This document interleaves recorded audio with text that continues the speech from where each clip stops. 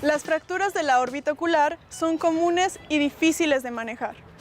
Merecen una consideración especial porque el tratamiento quirúrgico o de observación puede resultar en compromiso de la visión o de la posición del globo ocular. El día de hoy, en Cuidando mi Salud, fractura de cavidad orbitaria. ¡Comenzamos!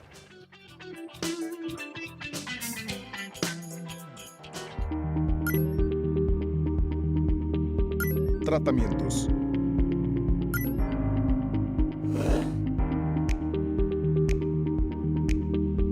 Testimonios.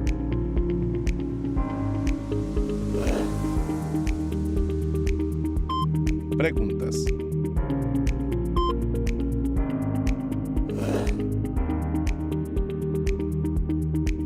Información.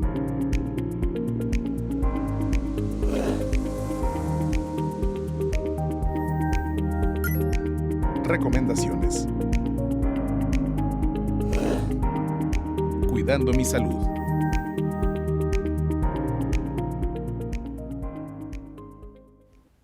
¿Qué tal? ¿Cómo están? Bienvenidos, bienvenidas a un programa más de Cuidando mi Salud en este miércoles 22 de junio del año 2022. Yo soy Jorge Eric Valencia García, como siempre agradeciendo el favor de su atención a este programa que estamos transmitiendo desde la Benemérita Universidad Autónoma de Aguascalientes a través del canal 26.2 de televisión digital terrestre. También estamos a través de la cuenta de Facebook Live. Usted en la página UATV oficial, usted puede ver este programa en Facebook. También tenemos líneas de contacto, el 449-910-9260, es el teléfono aquí en Televisión Universitaria, donde puede dejar sus preguntas para el especialista que esta mañana estará con nosotros y a quien saludo con mucho gusto, al oftalmólogo Mario Andrade Lozano. Él es coordinador de cirugía del Hospital General del ISSSTE. ¿Qué tal, doctor? ¿Cómo estás? Hola, Jorge. Buenos días. Gracias por la invitación aquí al programa y a todo el equipo, y saludo a todos los televidentes que están en este momento sintonizando el programa. Gracias por acompañarnos. Gracias. Y bueno, en este programa siempre les cedemos la palabra para que nos platiquen un poco sobre dónde realizaron sus estudios, qué están sus especialidades y qué están haciendo actualmente. Perfecto, Jorge. Mira, yo soy egresado aquí de la carrera de medicina de la Universidad Autónoma de Aguascalientes. Soy gallo de corazón. Realicé aquí la licenciatura y posteriormente me desplacé a la Ciudad de México a hacer la especialidad de oftalmología. Esta la realicé en el Centro Médico Nacional 20 de noviembre del ISSSTE, avalado y evaluado por la Universidad Nacional Autónoma de México, la UNAM.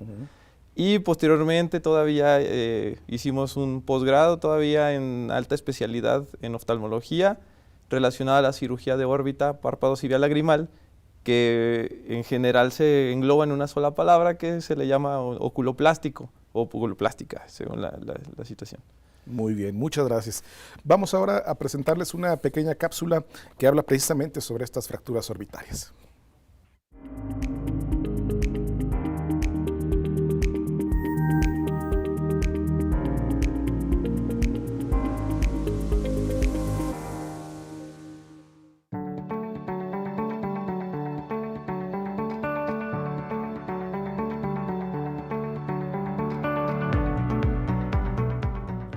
Una fractura orbitaria es la fractura de uno de los huesos que rodean el globo ocular, formando lo que se conoce como órbita o cuenca del ojo.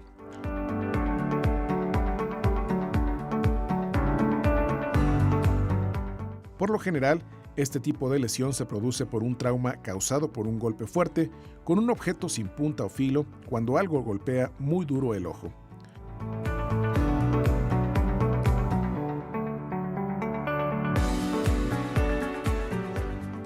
Los síntomas de una fractura orbitaria dependerán del tipo de fractura y de qué tan severa sea la lesión y pueden incluir visión borrosa, disminuida o doble, hematoma alrededor de los ojos, inflamación de la frente o la mejilla, inflamación de la piel debajo del ojo, adormecimiento del lado de la cara lesionado, sangre en la parte blanca del ojo, dificultad para mover el ojo hacia la izquierda, la derecha, hacia arriba o hacia abajo, aplanamiento de la mejilla, intenso dolor en la mejilla al abrir la boca, globos oculares hundidos o protuberantes, entre otros.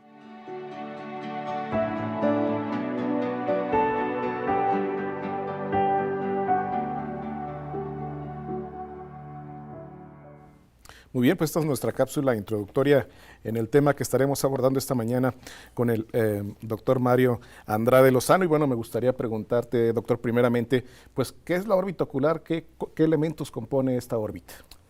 Mira, Jorge, la órbita ocular prácticamente es una estructura que contiene al ojo y sus estructuras anexas. Hablamos de músculos extraoculares, vasos sanguíneos que nutren al ojo y a los músculos que mueven al ojo. Y estos espacios también están rellenados de una grasa orbitaria, que es muy parecida al resto del cuerpo, pero tiene ciertas características especiales.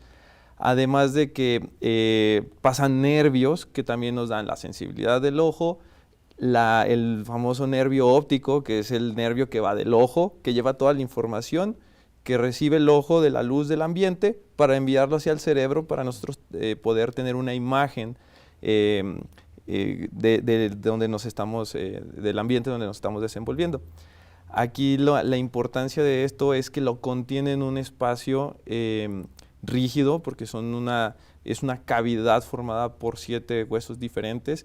Ya en la cápsula vimos algunos que son el hueso maxilar, lagrimal, el esfenoides, frontal, el cigomático y uno que se llama palatino. Entonces, entre todos ellos, y el etmoides, entre todos ellos generan una caja piramidal donde la base la tenemos en la parte frontal del ojo, que es la que está abierta, donde está el globo ocular. Se va haciendo como si fuera un cono hacia atrás, por donde termina entrando el nervio óptico hacia el cerebro. Es importante todo esto, saber esta situación de la órbita, porque es prácticamente la estructura que protege al globo ocular. Muy bien, y bueno, se le conoce de diferentes maneras a esto, ¿no? Sí, de hecho la órbita o la cavidad orbitaria también la pueden encontrar como fosa orbitaria o comúnmente conocida como la cuenca del ojo, ¿no? Y es una situación que todos entendemos, pero técnicamente es la órbita. Muy bien. Ajá. Y hablando sobre estos huesos, ¿tienen algún movimiento o son fijos totalmente? Estos huesos prácticamente son fijos, a diferencia de los huesos de otras partes del cuerpo que nos funcionan para tener movimientos, caminar con los huesos de las piernas, de las manos para poder mover las manos. En este caso son unos huesos fijos que nos funcionan como un sostén de los músculos extraoculares que van a estar moviendo el ojo. Esto nos ayuda para nosotros tener un movimiento fino sin ningún tipo de movimiento extra o inestable. Aparte, como te había comentado, es una caja de protección para el globo ocular y sus estructuras. Prácticamente esa es la función principal y esos huesos son bastante resistentes. Ya nos comentabas qué órganos pasan ahí o qué órganos están ahí dentro de la órbita. O estructuras más bien. El principal es el globo ocular, que es nuestro ojito que todos conocemos, y su nervio óptico, que es como un cable. Imagínense que es el ojo es la antena que recibe la luz, el cable que lleva la luz hacia nuestro cerebro, que es el que interpreta esta luz como una imagen, es ese nervio óptico. Y son de las estructuras más importantes que pasan ahí dentro. Obviamente las que nos permiten nutrir estas estructuras son los vasos sanguíneos, venas, arterias y sobre todo los nervios, que tienen la función de llevar la información a esos músculos extraoculares para también estar moviendo los ojos de manera sincronizada entre un ojo y el otro, porque tenemos dos, y dar la sensibilidad del ojo, los párpados, toda la región que le llamamos periorbitaria, que son los párpados, el borde palpebral, las pestañas, el lagrimal, toda la media región de la mejilla y de la cara, como lo que llamamos antifaz, viene la sensibilidad de nervios que pasan por la órbita. De gran importancia esta cavidad orbital.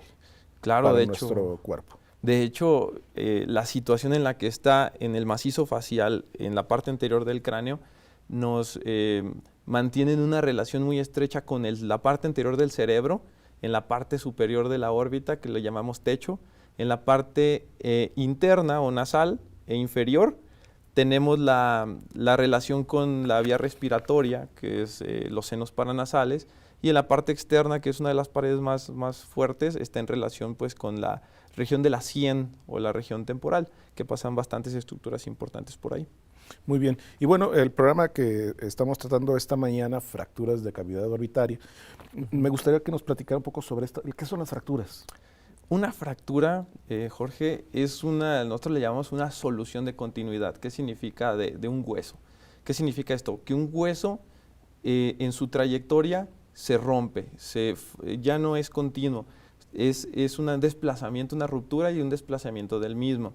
Estas fracturas, por ejemplo, en la órbita, tienden a ser de diferentes áreas según el mecanismo o la cinemática del golpe o del trauma.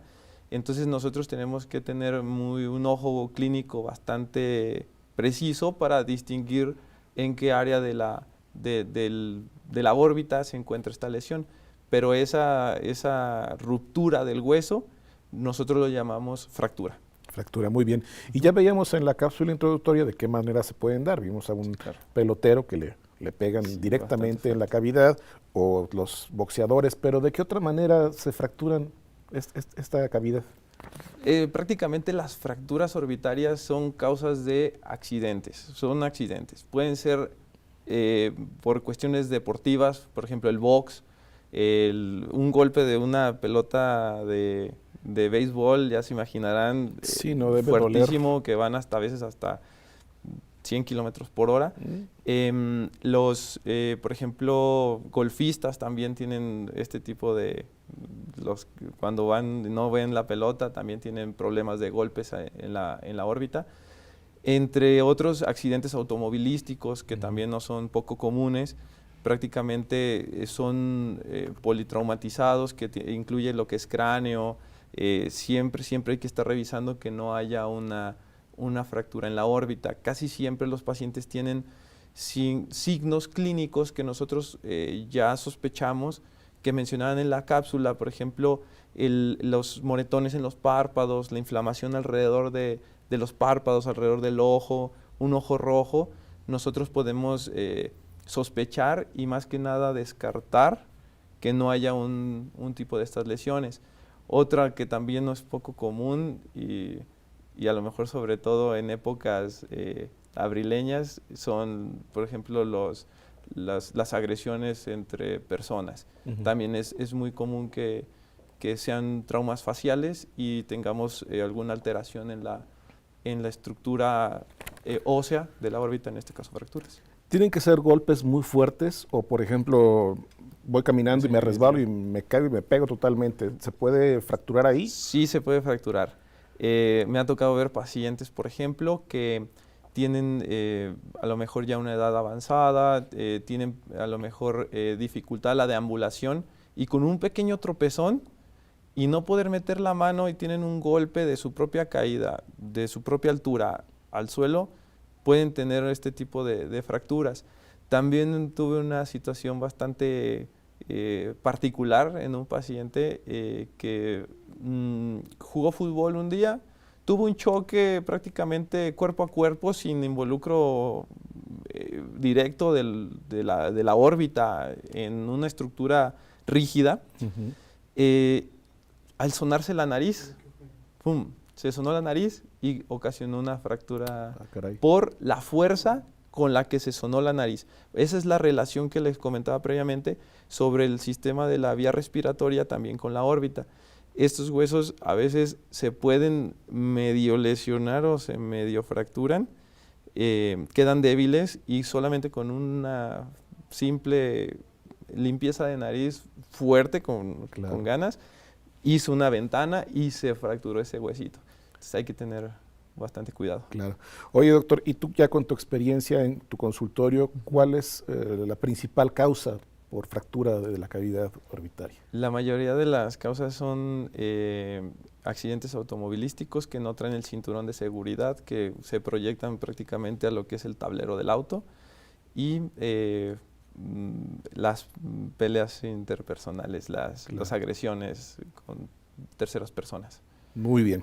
Nosotros vamos a hacer una pequeña pausa, pero lo invitamos a que se quede con nosotros en Cuidando Mi Salud. Les recuerdo el teléfono aquí en Televisión Universitaria. Si tiene alguna pregunta para nuestro especialista de esta mañana, 449-910-9260 es la línea de Televisión Universitaria. Vamos al corte y regresamos.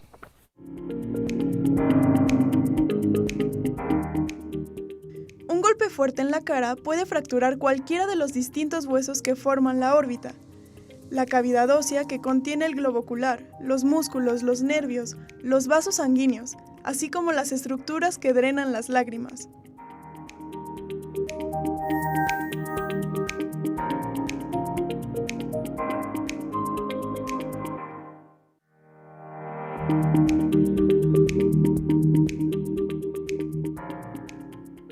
Las fracturas de órbita son roturas que se producen en los huesos que rodean a los ojos.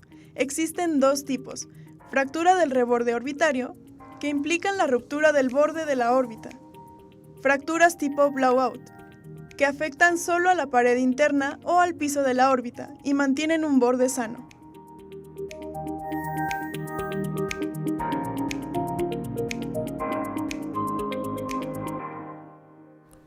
Gracias por continuar con nosotros en Cuidando Mi Salud. Ahora les vamos a presentar un sondeo que realizamos con la comunidad universitaria sobre este tema que estamos tratando esta mañana.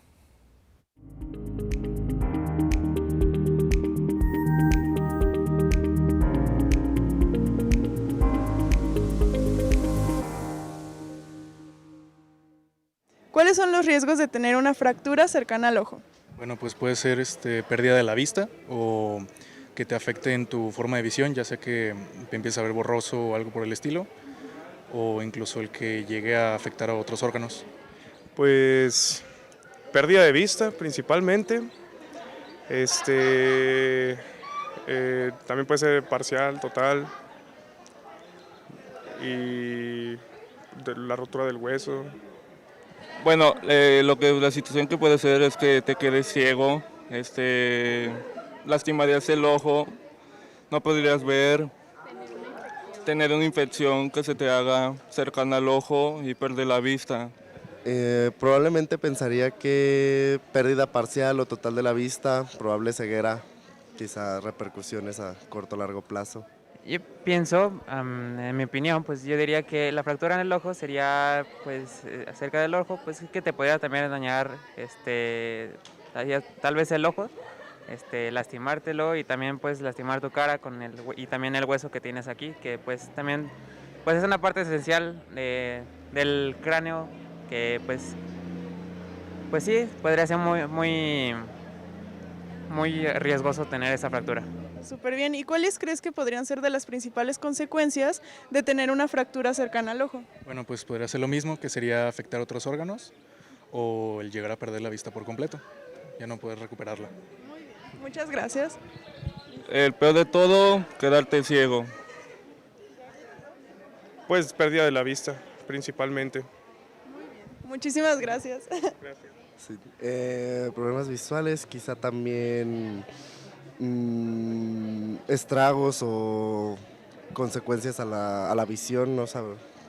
Pues tal vez las frecuencias, yo creo que sería, pues la consecuencia creo que sería pues pérdida de la vista. Eso pues podría ser un gran riesgo, ya que pues te dificultaría pues toda la vida, porque bueno, tengo varios amigos que pues tienen ese problema, bueno, que tienen ceguera y que pues no pueden hacer muchas cosas. Entonces yo creo que sería una de esas de los riesgos más peligrosos que puede tener.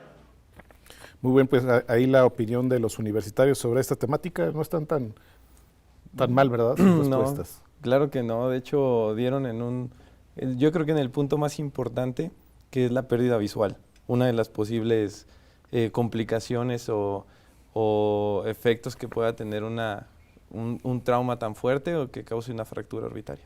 Claro. Y bueno, regresando a las preguntas, doctor, ¿qué tipo de fracturas orbitarias existen?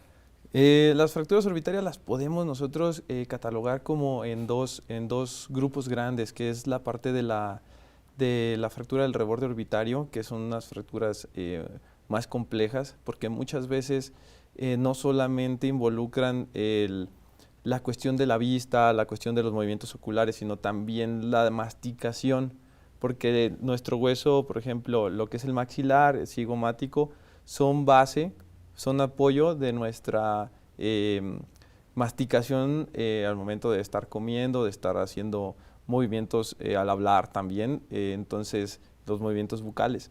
Entonces, estas fracturas del reborde orbitario son más complejas, se les tiene que dar tratamiento según la sintomatología que tengan y según el desplazamiento que también tengan. Pero esos son que se pueden también pues, detectar en una exploración oftalmológica.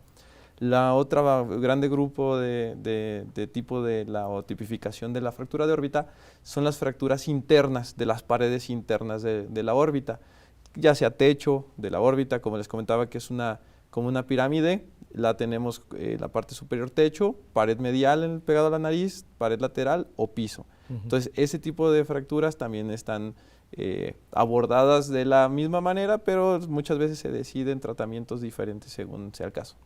Muy bien. Y bueno, ¿cuál es la fractura del reborde orbitario? Es la fractura que se puede pues, diagnosticar prácticamente con una simple palpación.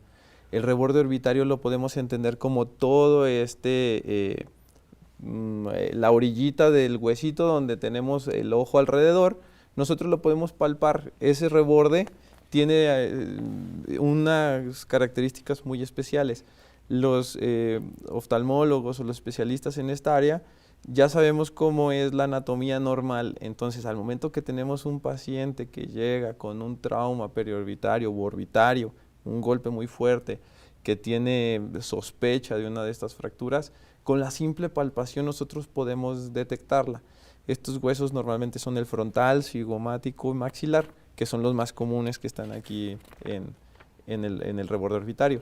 Esa es la esencia de la fractura de reborde. Muy bien. También existe la fractura blowout. Platícanos sobre ella. Las fracturas tipo blowout se dan, estas sí son en las paredes que les comentaba anteriormente en la tipificación de las fracturas. Las tipo blowout son más comunes en la pared medial, la que está pegada a la nariz, y en el piso. Nosotros tenemos un cierto grosor en las paredes y son como más frecuentes unas que en otras las fracturas. En las más delgadas, que son las como que les acabo de comentar, son las que se presentan este tipo de clasificación tipo blowout. Lo voy a explicar de una manera bien sencilla. Blowout significa que está volado hacia afuera. Entonces, si nosotros tenemos la órbita y la vemos como la pirámide que es, si los huesos se desplazaron hacia afuera, nosotros tenemos una fractura tipo blowout porque se fueron hacia afuera de la órbita. Existe su contraparte, las blow-in. Entonces, se van los huesos, se pueden ir hacia adentro. Las complicaciones más como comunes o que son de emergencia son las tipo blowout, cuando utiliza como un mecanismo de atrapamiento, como si fuera una de estas puertas que son abatibles, que al momento de abrirse hacia afuera la órbita del hueso, regresa un poco a su posición y pellizcó alguna estructura, sobre todo los músculos extraoculares. Esa es una de las urgencias por las cuales operar a un paciente así de ya, porque esto nos puede ocasionar problemas a lo largo. Muy bien. ¿Y sobre las fracturas de piso orbitario? Las fracturas de piso orbitario, fíjate Jorge, son las más comunes. Uno pensaría, si yo te digo, la pared medial de la órbita mide 2 milímetros y el piso mide 5 milímetros, muy probablemente uno pensaría que la más delgada es la más fácil que se rompa, que es la pared medial. Pues no, la más común es el piso. La pared medial tenemos un sistema ahí que tenemos los senos paranasales, que es parte de la vía de la respiración pegado a la nariz, que hace un tipo como de colchón neumático con aire para que sea más móvil y no sea tan rígida y se fracture tan pronto.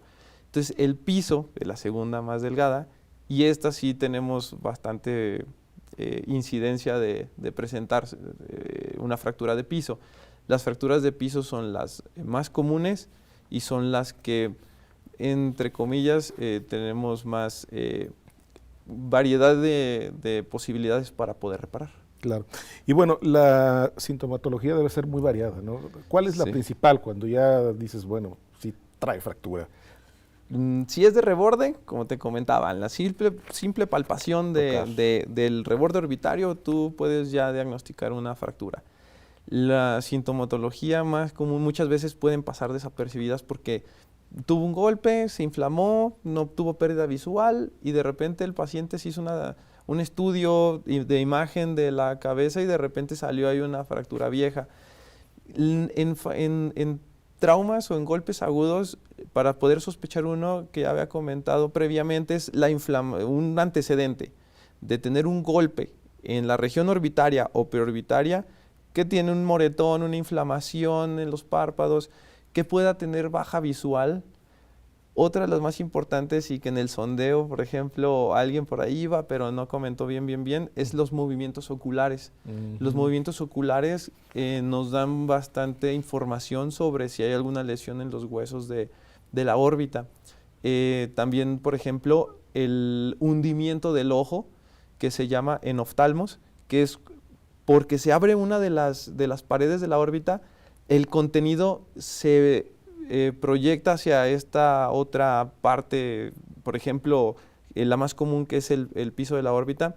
Si se abre el piso de la órbita, por gravedad, las estructuras internas del ojo, la gravedad, van hacia el seno maxilar, que es otro espacio vacío lleno de aire. Entonces cae y por el mecanismo de desplazamiento, el ojo se va hacia adentro. Entonces da una impresión de tener un ojo más pequeño, hundido, como si estuviera más chiquito, ¿me explico? Y eso es otro de los signos clínicos que solamente con ver nosotros podemos sospechar de una fractura. Muy bien. Ahora, ¿cómo se diagnostican? Ya nos dices una vez, una palpada, pero ¿de qué otra manera? La exploración oftalmológica es básica, o sea, desde palpar, desde revisar los movimientos oculares, revisar la visión del paciente, qué tanto nos ve y con qué calidad nos ve. La presión del ojo también nos influye mucho y la revisión también del interior del ojo nos da un cierto pronóstico. Pero nosotros contamos con la ayuda de estudios de gabinete, en este caso estudios radiológicos de imagen, los cuales el estudio, nosotros le decimos el estándar de oro, es la tomografía axial computarizada, que es un estudio que por medio de rayos X nos da una estructura en 3D y en bastantes imágenes, tanto cortes como nosotros le llamamos coronales y axiales, que es como verlo en 2 dimensiones, y reconstrucciones 3D para nosotros hacer una imagen de dónde está la fractura, en qué hueso está la fractura. Y esto nos sirve más cuando son fracturas en las paredes internas de la órbita, porque no las alcanzamos a ver, no las alcanzamos a palpar, las sospechamos, solicitamos el estudio que nos resalta los huesos de la órbita y nosotros podemos ver la situación en la que están, si están en su situación normal anatómica o están fracturados, y nosotros a partir de ahí tomamos decisiones clínicas. Que son estudios mucho más específicos. Sí, claro, son estudios que se tienen que hacer en hospitales o en gabinetes especializados de estudios de imagen. Perfecto. Muy bien, Sí. nosotros vamos a hacer otra pequeña pausa, pero lo invitamos a que se quede con nosotros en Cuidando mi Salud.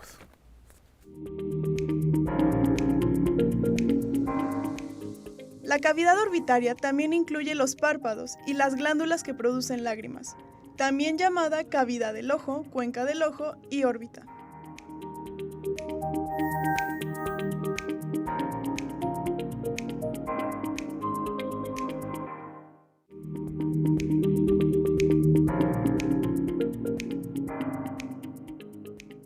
Las fracturas de la órbita son completamente diferentes a las que pueden sufrir una mano o una pierna. La diferencia fundamental es que los huesos que rodean a los ojos sirven como soporte de las estructuras y músculos que accionan los ojos, pero no tienen movimiento.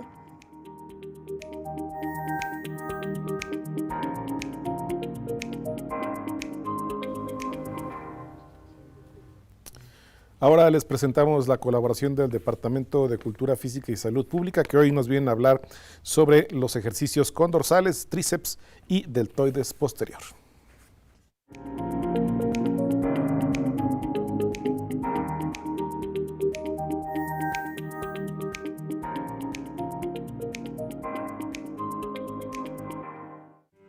Hola, soy Connie González López y voy en el 8º semestre de la licenciatura en Cultura Física y Deporte.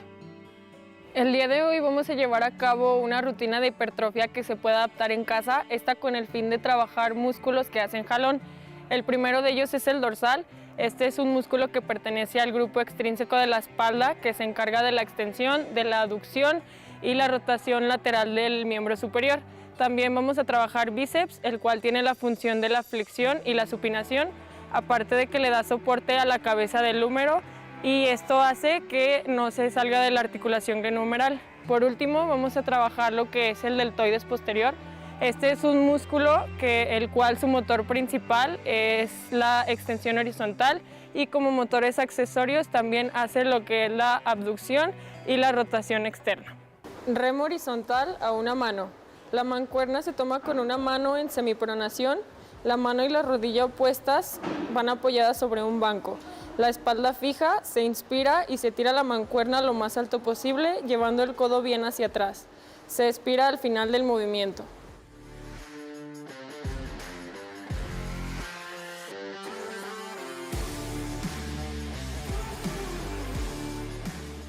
De pie, rodillas ligeramente flexionadas, el tronco inclinado a 45 grados, espalda bien recta, barra se toma en pronación, manos separadas a una distancia mayor a la anchura de los hombros, se inspira y se hace una contracción isométrica de la banda abdominal y se tira la barra hasta el pecho. Después se vuelve a la posición de partida y se expira.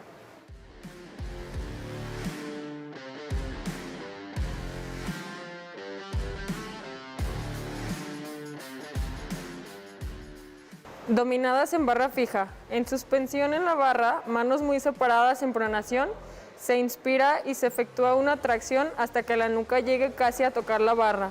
Se expira al final del movimiento. Este ejercicio se puede hacer tirado en el piso sobre una toalla, colocando las manos a los costados y arrastrando hacia el frente y hacia atrás.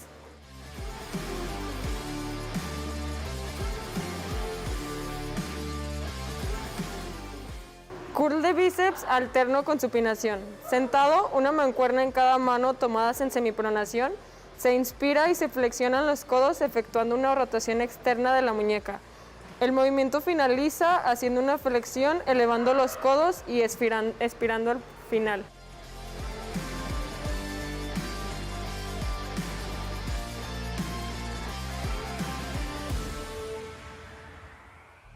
Curl de bíceps concentrado con apoyo en el muslo. Sentado con una mancuerna tomada en supinación y el codo apoyado en la cara interna del muslo, se inspira y se efectúa una flexión del codo y se expira al final del esfuerzo.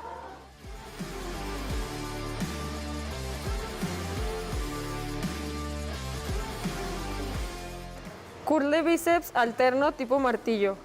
Sentado con una mancuerna en cada mano, tomada en semipronación, se inspira y se efectúa una flexión de los codos alternativamente. Se expira al final del movimiento.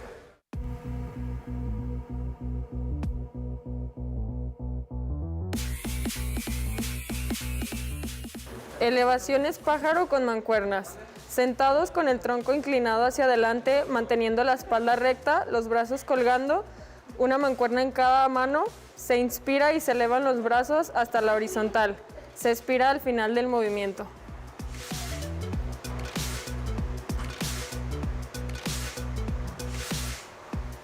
Remo a la cara.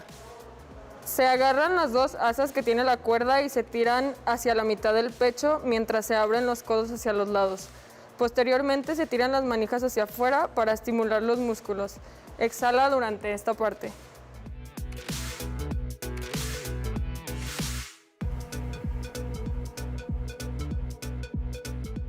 Deltoides posterior en máquina. Sentado de cara a la máquina, pecho apoyado sobre el respaldo, brazos estirados hacia adelante. Se inspira y se separan los brazos y se juntan los omóplatos al final del movimiento. Se expira. Este ejercicio, al igual que los anteriores, se puede ejecutar con una liga atada a un poste o algo por el estilo.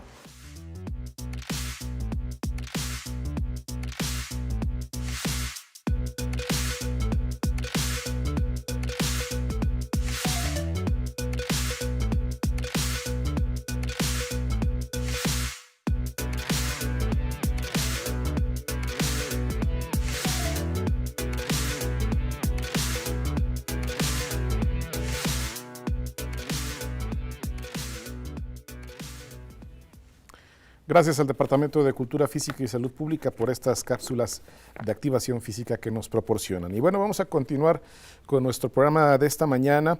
Me gustaría preguntarte, doctor Mario, ¿quién es el profesionista encargado de diagnosticar este tipo de lesiones, obviamente hablando de la cavidad ocular?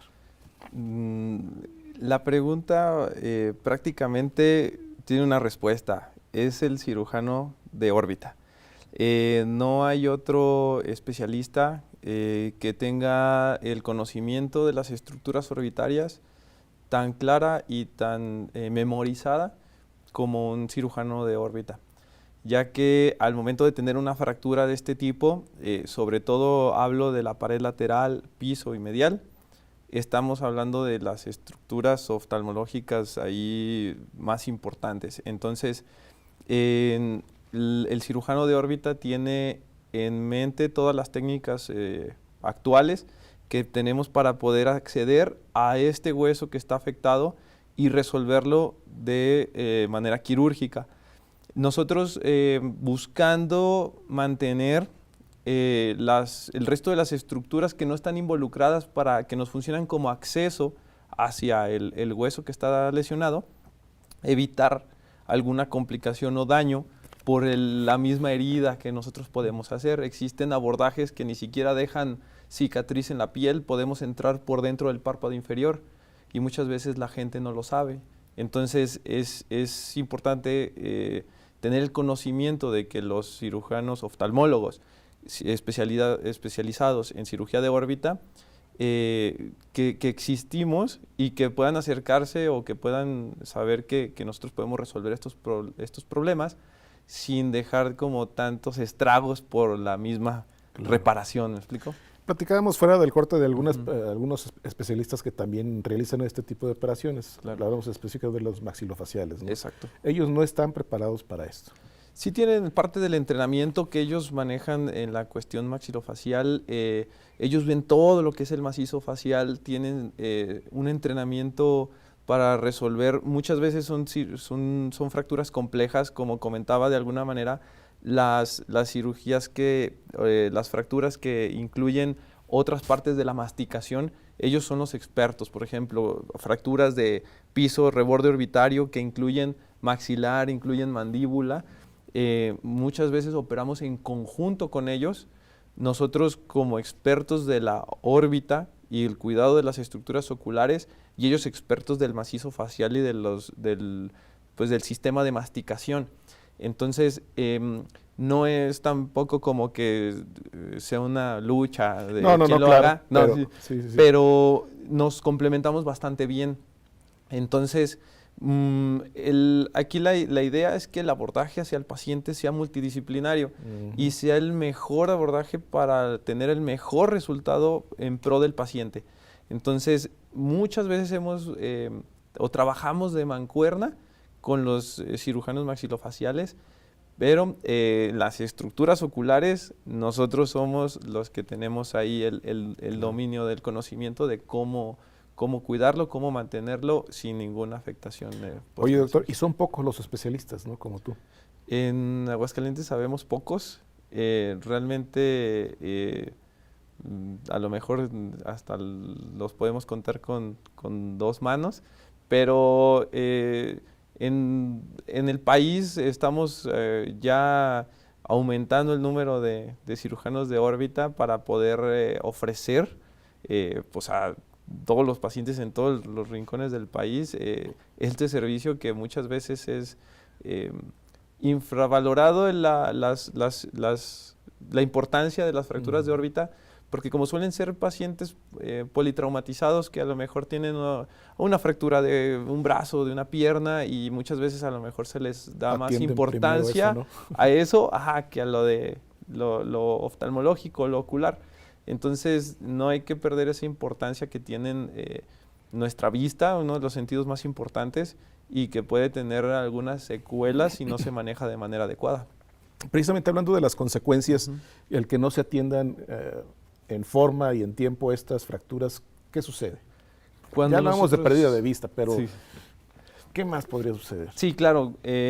Por ejemplo, si nosotros mantenemos un paciente o un paciente que se tuvo una fractura que no se atendió en ningún momento, ahora sí que te voy a decir entre comillas, si tuvo suerte, muchas veces pasan desapercibidas. Se pueden llegar a desplazar muy poco. El hueso tiene un mecanismo de reparación cuando solamente se rompen y se desplazan, generan un tipo de cicatrización que se le llama callo óseo, que muchas veces se vuelve a generar una fibrosis ahí, como se vuelven a pegar de alguna manera, y el paciente puede seguir su vida como si nada.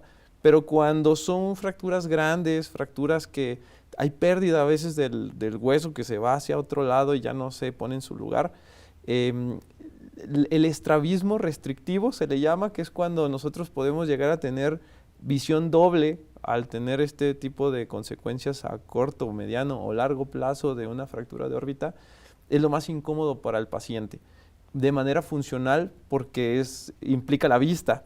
Entonces, de estar viendo una sola imagen, de repente toda la vida, en todo momento, estar viendo dos imágenes, pues prácticamente es bastante molesto y bastante incapacitante para el paciente.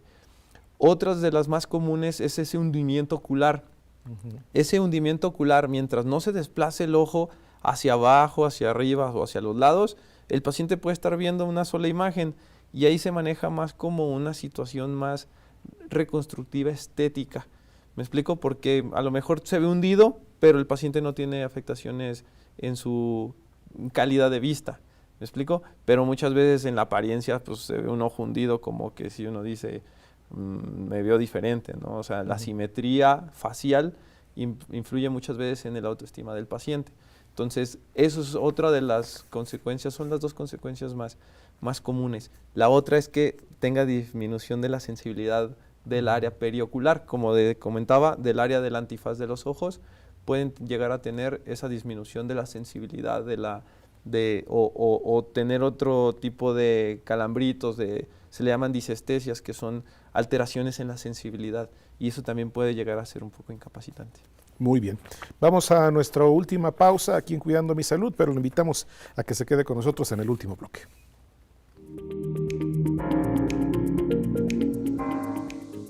La visión doble se produce cuando un músculo que acciona el ojo se encuentra atrapado dentro de la fractura, y esto impide su movimiento.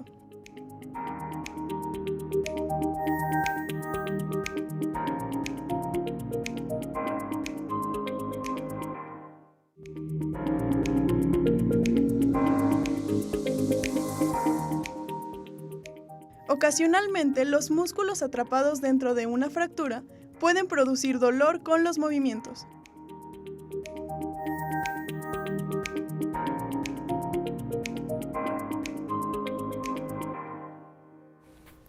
Muy bien, pues ya estamos en la parte final de nuestro programa, pero bueno, antes tenemos todavía preguntas para el doctor Mario Andrade Lozano. Y bueno, doctor, sobre los tratamientos, platícanos un poco sobre ellos, por favor.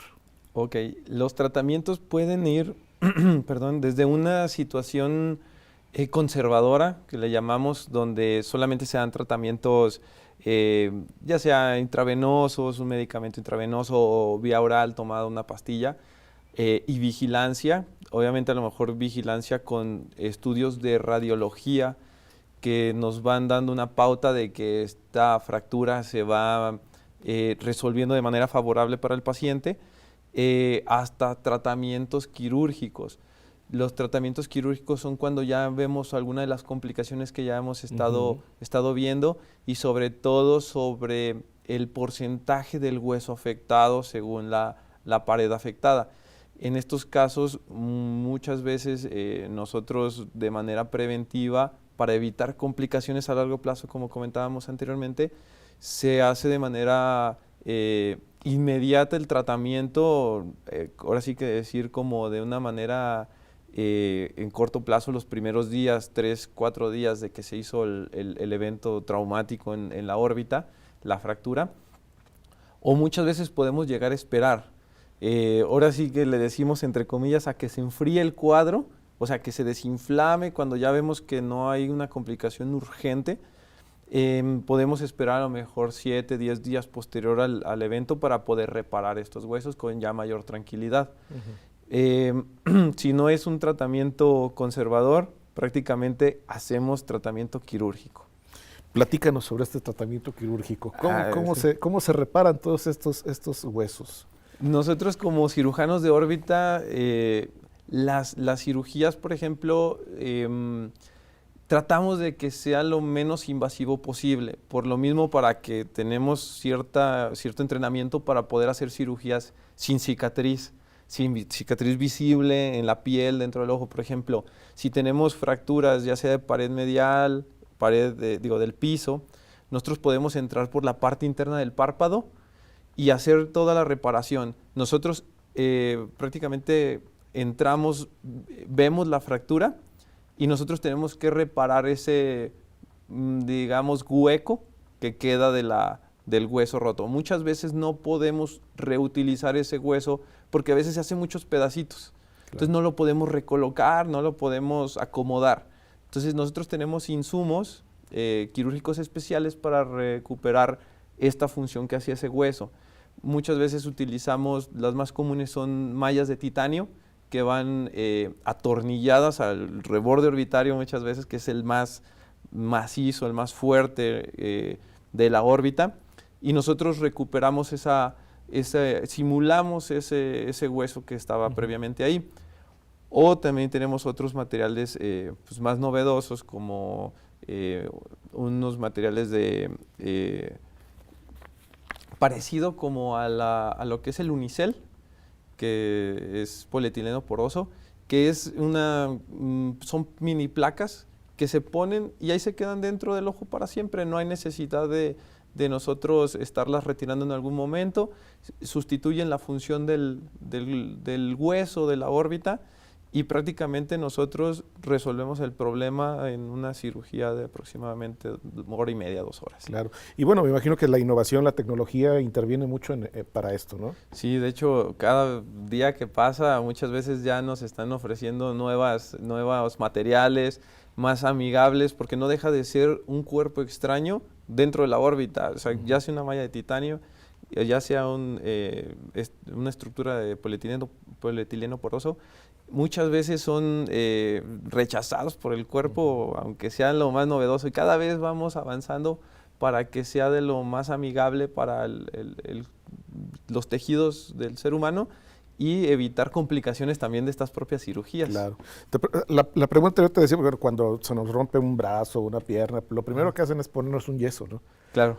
Pero en el ojo sí debe ser un poco más complicado, por eso todos estos materiales de nueva tecnología, ¿no? Claro, porque no podemos, si son huesos que son inmóviles, pues prácticamente ya no los podemos volver a inmovilizar otra vez como un yeso, una fractura. Nosotros utilizamos estas placas de titanio o estas placas de polietileno poroso que sí nos ayudan a dar estabilidad. Por ejemplo, las fracturas de reborde, tenemos que reacomodar que quede alineado todo el reborde orbitario y con esto fijarlas con plaquitas de titanio para evitar que haya desplazamiento posterior. Claro. Esas plaquitas se quedan ahí. Hablando sobre el instrumental, doctor, pues nos platicas que son muy pequeños. ¿Cómo entran ustedes a lo que cómo lo están viendo? Prácticamente nosotros utilizamos microscopios. Utilizamos microscopios para poder hacer las incisiones, son milimétricas. Prácticamente estamos hablando que las más grandes son de 30 milímetros, que prácticamente son 3 centímetros, 4 centímetros. Y el instrumental, aunque no me lo creas, es el más grueso dentro de la oftalmología. De hecho, son instrumentales muy parecidos también a los de maxilofacial. Parte de nosotros tenemos ciertos instrumentos más finos para proteger y para movilizar estructuras oculares que son muy finas, son milimétricas y muchas de ellas a veces micrométricas. y utilizamos el microscopio para nosotros tener una amplificación y poder hacer las cirugías lo más exacto posible sin tener algún fallo o sin tener alguna complicación propia de la cirugía que nos pueda dar secuelas a largo plazo. Claro. ¿Existen muchas personas que pueden estar contraindicadas contra la cirugía? ¿Cuáles serían estas contraindicaciones? Las contraindicaciones prácticamente podrían ser enfermedades de base propias del paciente. Como toda cirugía, nosotros tenemos que tener muchas veces un protocolo preoperatorio. Estos protocolos incluyen estudios de laboratorio de sangre, por ejemplo, donde nosotros solicitamos tiempos de coagulación, o sea, en cuánto tiempo el paciente, haciéndose una herida, puede llegar a generar una costra, dejar de sangrar en este caso, porque nosotros para entrar a donde está la fractura o la lesión, tenemos que hacer cortes. Entonces, muchas veces hay enfermedades que nos alteran esta coagulación, que puede llegar a ser una contraindicación relativa porque los podemos mejorar, o sea, podemos mejorar la situación del paciente para en un momento posterior poderlo resolver, ya cuando el paciente está estabilizado. Pacientes que tengan, no sé, altísima el azúcar, altísima la presión arterial, también son contraindicaciones del momento, pero una contraindicación que digamos absoluta, como el de este paciente tiene una fractura, nunca se puede operar porque tiene esta situación, no existe. O sea, toda fractura en este caso sí tenemos una forma de resolverlo, ya sea, como te comentaba previamente, en agudo, en el momento del trauma, los primeros 3 días, o se puede esperar.